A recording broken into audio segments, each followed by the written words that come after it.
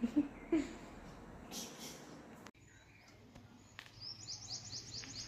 Side તો થઈ ગઈ. વાહ, સરસ. શું કરે છે પર્વ? તલવાર બનાવું છું. એમ કે તું તો એમ કહેતો તો ને હું તો બપોરે સૂઈ જઈશ. ના સુવાય. હે, તલવાર બનાવે છે એટલે બની ગયો. એમ?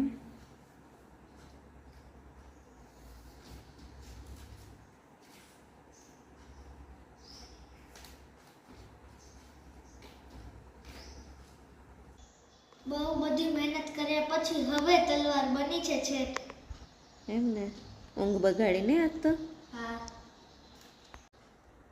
આ જુઓ મારી તલવારોનું કલેક્શન.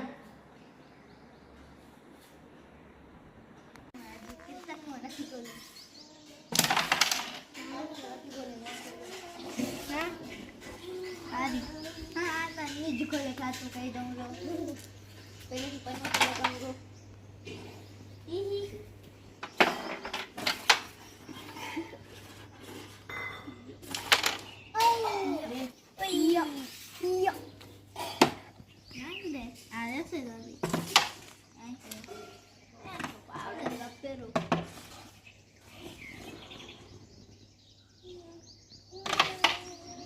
પર્વ, શું કરે છે તું?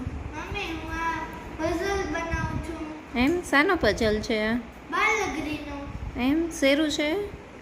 ના, હા હા, મજા આવે છે? શેર નથી. તો આવું છે. એવું બનાવવાનું છે એમ ને? હા. ઓહો, વાહ, સરસ. અને આ બધા અલગ અલગ પાર્ટ્સ છે ને એમ ને, એનામાંથી ચિત્ર પૂરું કરવાનું. 126 પાર્ટ્સ છે. ઓહો, આ તે ક્યારે બનાવી લીધું? હા. થોડીક વાર પહેલા જ. એમ? હા.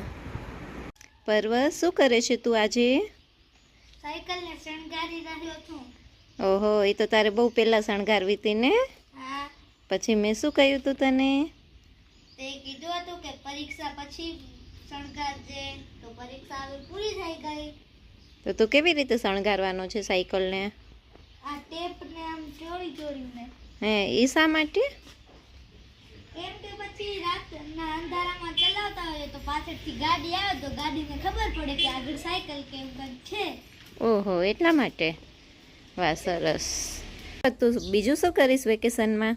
જો હું રામ ને સ્વામિનારાયણનો મંત્ર જાપ કરીશ, ક્રિકેટ રમીશ, અક્કર ચક્કર ગોળ ચક્કરનો ડાન્સ પ્રેક્ટિસ કરીશ અને ડ્રોઈંગ કરીશ. ટેપ નીચે પડી ગઈ.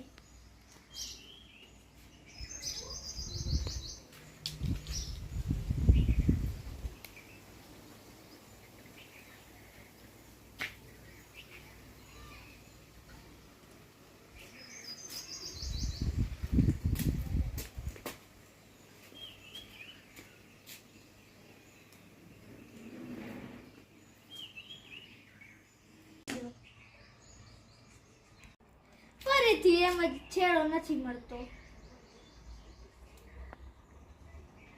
એ જડી ગયું. પડી ગઈ.